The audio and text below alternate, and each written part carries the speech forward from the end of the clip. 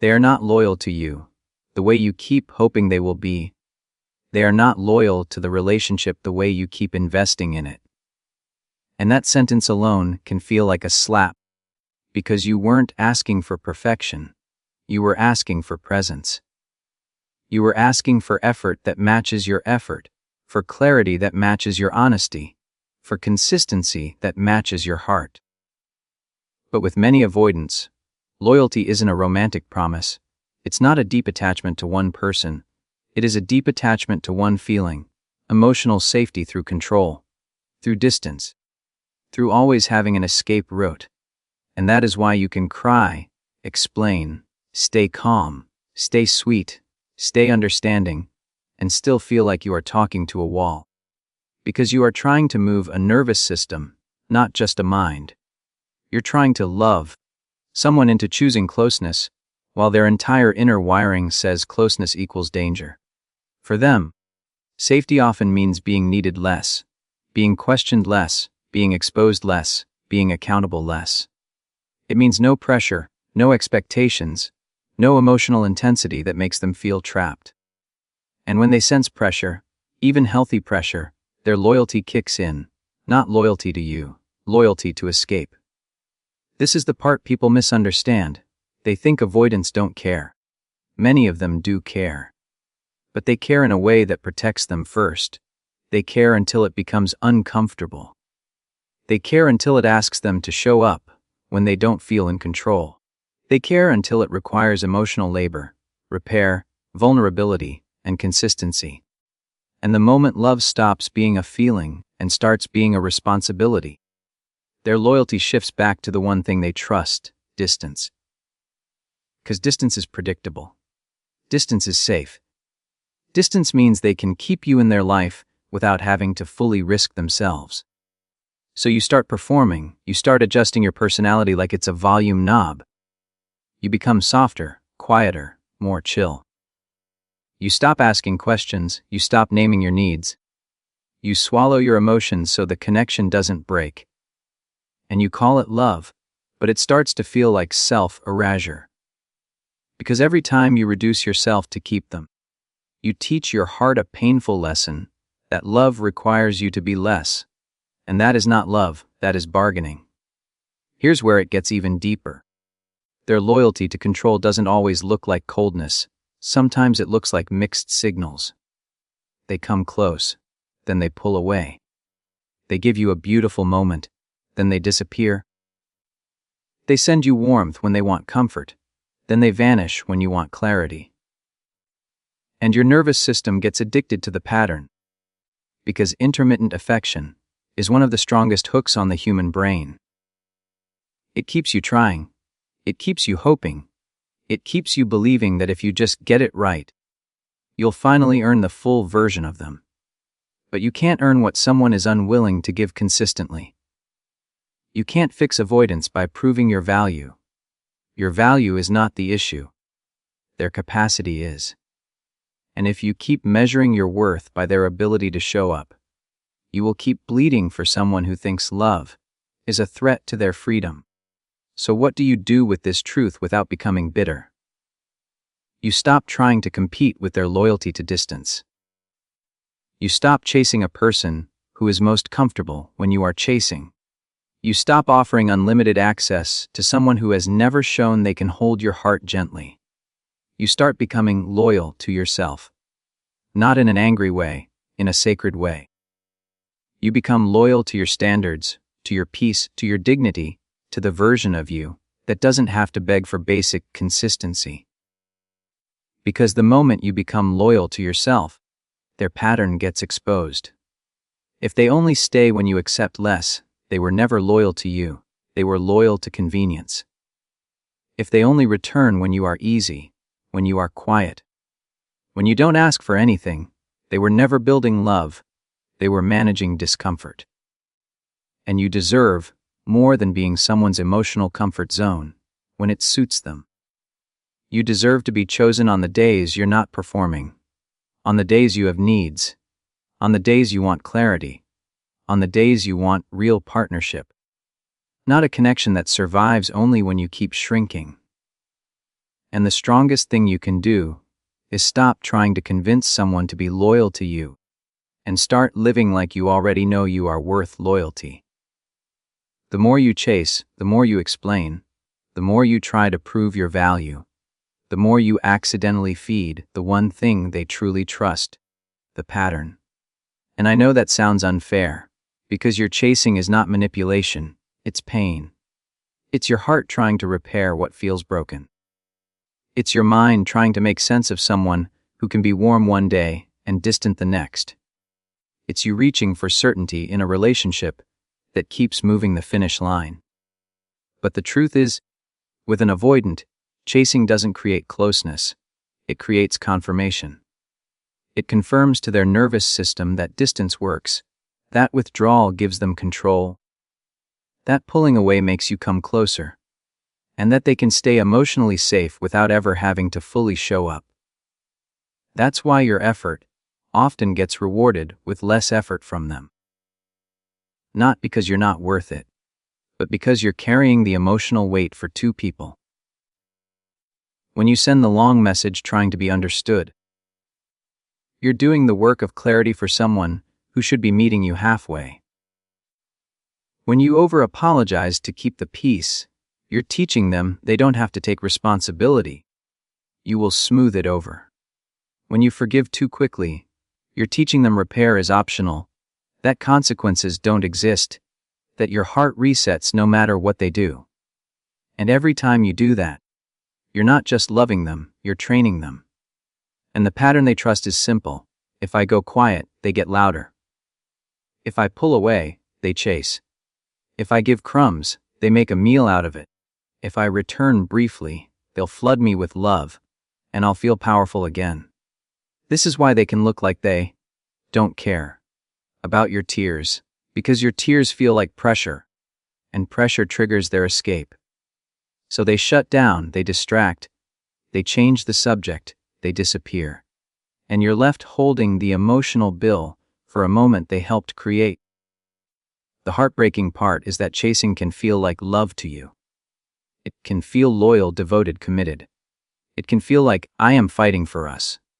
But from their side, it often feels like, I am being demanded. And when someone's nervous system equates demand with danger, they won't move toward you, they'll move away.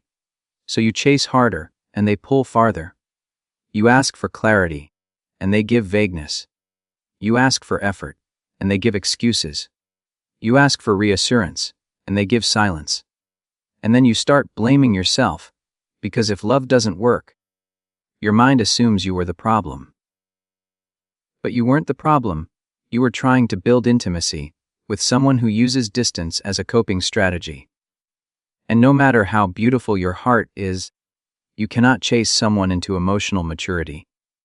You cannot love someone into accountability. You cannot beg someone into consistency. The more you chase, the more you keep the cycle alive, because the cycle is not fueled by their absence, it's fueled by your hope that if you try harder, it will finally change. So the power move is not becoming cold. The power move is breaking the reward system. You stop rewarding distance with devotion. You stop rewarding mixed signals with loyalty. You stop rewarding breadcrumbs with your whole heart. You respond, but you don't rush. You speak, but you don't plead. You care, but you don't chase. And that is not a game, it is self-respect. It is you refusing to be trained into accepting less than you deserve. Because when you stop chasing, one of two things happens. Either they feel the loss of control, and they finally have to face themselves, finally have to step up, finally have to show consistent effort. Or they disappear, because they were never attached to you, they were attached to the pattern that kept them safe. And if they disappear when you stop chasing, that pain will still hurt, but it will be a clean pain, not the endless pain of waiting, overthinking, and negotiating with your own dignity. You deserve the kind of love that doesn't require you to chase it. You deserve the kind of connection where your silence doesn't feel like a strategy, it feels like peace. And the moment you stop feeding the pattern, you start feeding your own healing. Their coldness can feel personal, like a verdict on your worth, like you were too much, too needy, too emotional, too intense. And I know how that story forms in your mind, because when you offer someone love, and they respond with distance, your brain doesn't naturally say, they're protecting themselves. Your brain says, I did something wrong. You start scanning your last messages, your last tone, your last reaction, trying to find the mistake that explains why a person who once felt close now feels unreachable. But the deeper truth is this: for many avoidants, coldness is not a statement about your value, it is a strategy for their survival. They learned, long before you arrived, that emotions are dangerous, that needing someone is risky, that closeness has consequences. Some of them grew up in homes where feelings were ignored, mocked, punished, or used against them.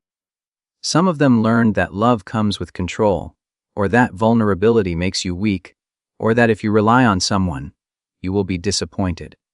So they built a system, and that system says, stay in control. Stay above it. And when your love starts to ask for real intimacy, their system doesn't celebrate, it alarms. Their system doesn't say, this is beautiful. It says, this is threat. And the quickest way to reduce threat is distance. The quickest way to reduce pressure is coldness. But please hear this, even if their coldness comes from protection, it can still hurt you deeply. A wound explains behavior, it does not excuse harm. Their shutdown may be automatic, but the impact on you is real. Because while they go numb to feel safe, you go anxious to feel safe. While they pull away to regulate, you pull closer to regulate. And now your nervous system is living in a loop, constantly trying to earn warmth from someone who keeps turning the temperature down. That's why it feels like you're starving.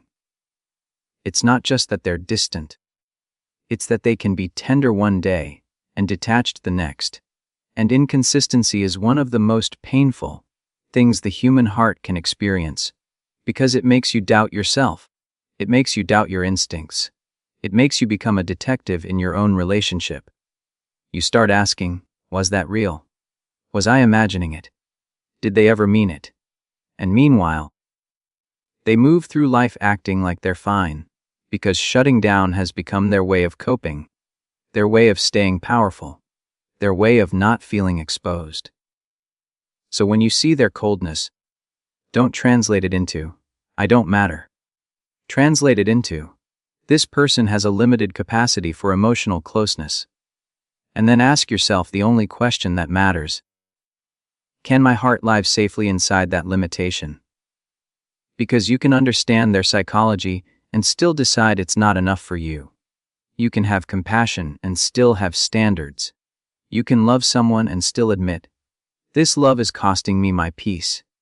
The most dangerous thing you can do is to romanticize their coldness. To tell yourself, they're just scared, so if I love harder, they'll feel safe. Because what often happens is you become the emotional container for their avoidance.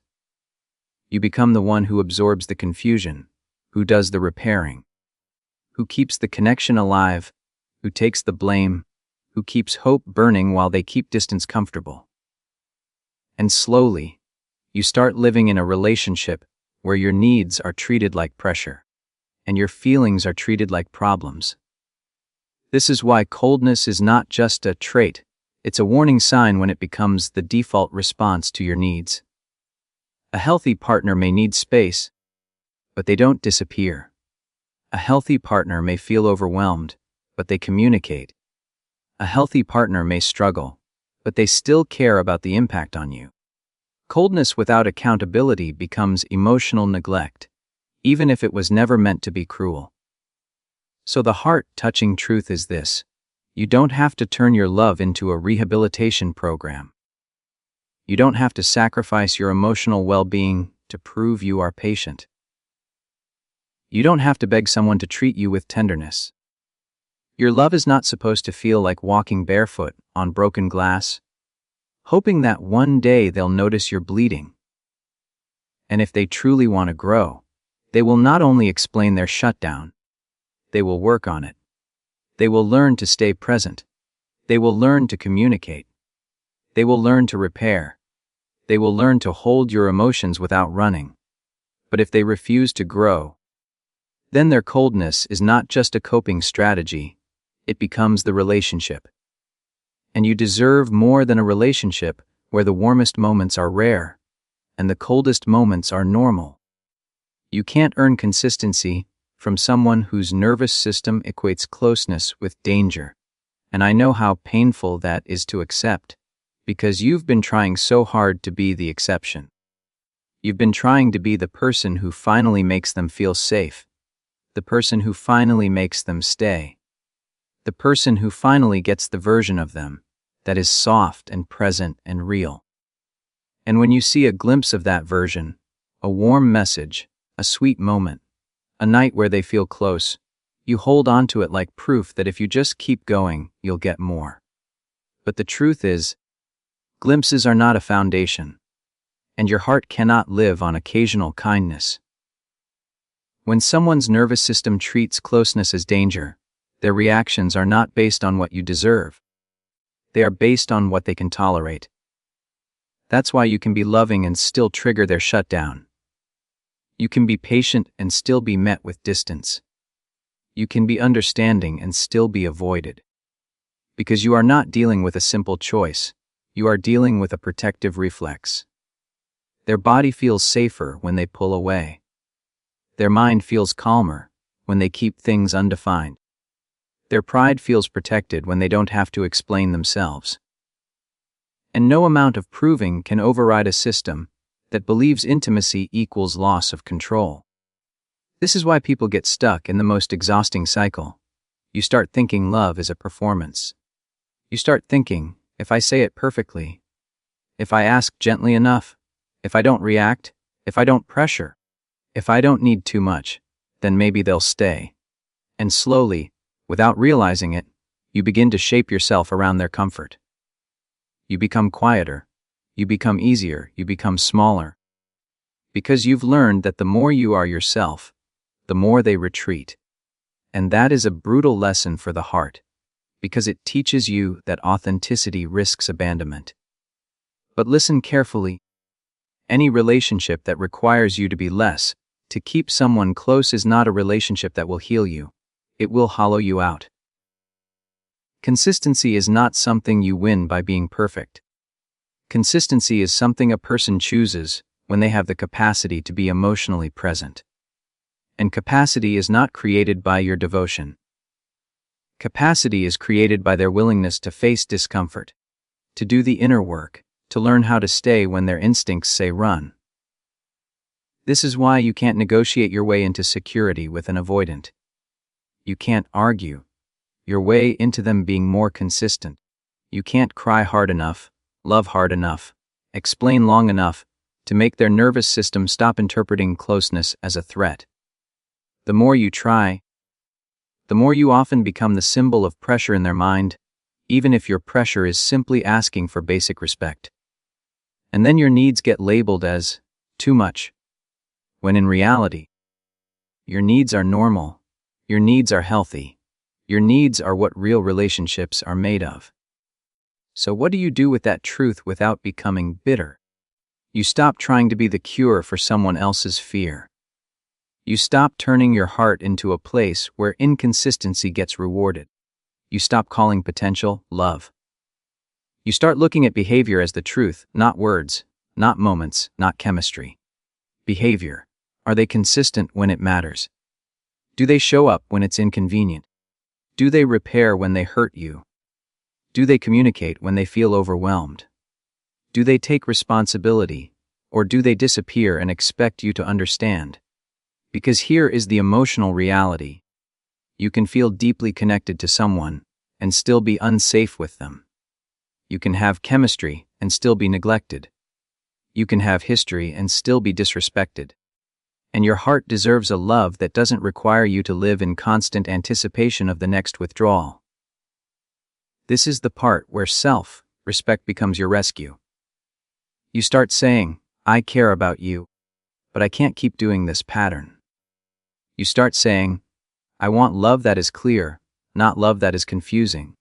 You start saying, if you want me in your life, it has to be consistent. Not as an ultimatum, as a boundary. Not as punishment, as protection. Because the opposite of love is not hate, it's neglect.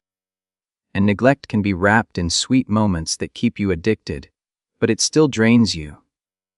And if they are capable of growth, they will feel your boundary and rise to it. They will not shame you for needing consistency. They will respect you for it. They will not call you demanding for wanting basic effort. They will realize how much you've been carrying. But if they are not capable, they will pull away, they will get vague, they will label you as too much. Because your standards threaten the one thing they've always used to feel safe, control through distance. And if that happens, let it happen. Let the truth be revealed.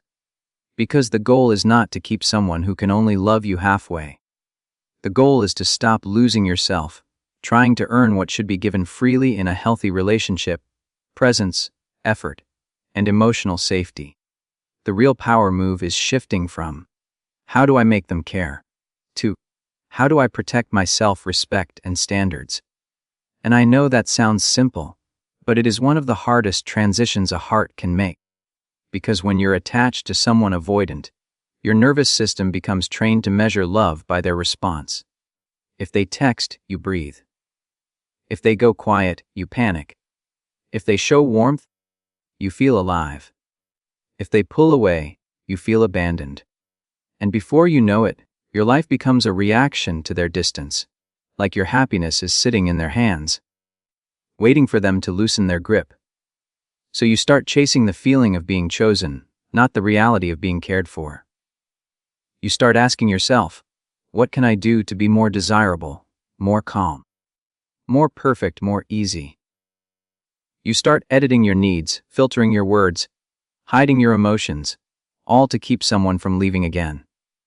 And you don't even notice you're doing it, because it doesn't feel like losing yourself. It feels like fighting for love. But the moment you shift to keep a person, you are handing your power away piece by piece. And the scariest part is that it can happen while you still call it love. Protecting yourself, respect means you stop trying to win their attention and start protecting your peace. It means you stop trying to decode their silence and start listening to what your body has been telling you all along, that this uncertainty is costing you. It means you stop treating mixed signals like a puzzle and start treating them like information. Because clarity is kindness and confusion is not romance. Confusion is a warning sign. Standards are not a wall. Standards are a filter. A standard is you saying, I will not build a future with someone who can't communicate. I will not invest my heart in someone who disappears. I will not call a breadcrumb a meal. I will not keep proving myself to someone who benefits from my devotion, but refuses to match it. Standards are not you being cold. Standards are you being honest about what love must look like in behavior. And here's the part that's going to hit you. Self-respect is not how you feel about yourself on a good day. Self-respect is how you treat yourself on a lonely day. It's how you respond when they reach out and your heart races.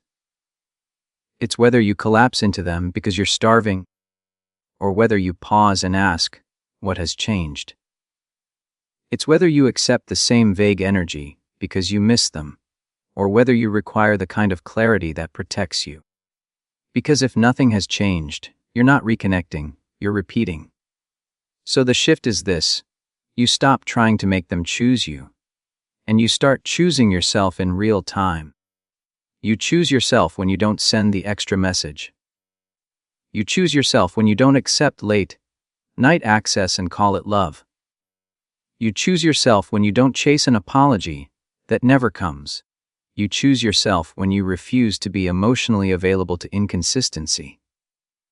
You choose yourself when you let someone prove they can meet you, instead of you proving you can tolerate them. And yes, this shift can feel like grief, because part of you has been holding on to the fantasy that if you just do it right, they will finally become the person you know they can be. But potential is not a partner. Hope is not a relationship. Chemistry is not commitment. And you don't heal by waiting for someone to grow. You heal by building a life that doesn't depend on their growth. Here is what a self-respecting love looks like. It looks like calm responses, not frantic ones. It looks like boundaries spoken softly, but held firmly.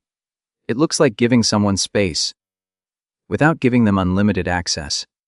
It looks like saying, I care about you, and I also care about me. It looks like refusing to argue for your own worth. It looks like letting silence speak when someone won't show up with words or actions. And it looks like walking away from what drains you, even when your heart still feels attached. Because the truth is, the moment you stop chasing, you stop bleeding.